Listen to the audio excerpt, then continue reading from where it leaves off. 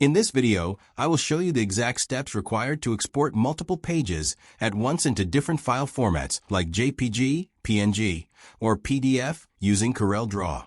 This is a very common task for designers who need to manage large projects efficiently without having to save every single page manually one by one. To get started with your export, navigate over to the File menu at the top of your screen and select the option labeled Publish to PDF. Alternatively, if you prefer using shortcuts, you can simply click on the dedicated PDF icon located on your top standard toolbar for quicker access.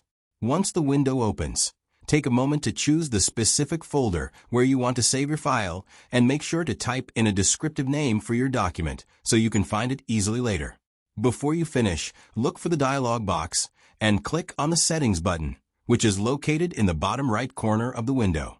This step is incredibly important because it opens up the advanced controls for your export.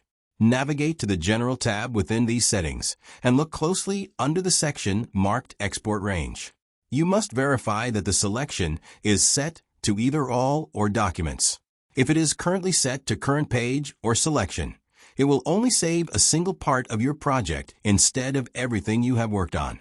By ensuring that all is selected, CorelDRAW will process every page in your file into the final output. Once you have confirmed these settings are correct, you can go ahead and click the OK button to close the Settings menu.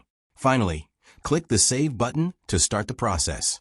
This simple workflow ensures a professional result every time you need to export multiple pages in CorelDRAW without any extra hassle or mistakes.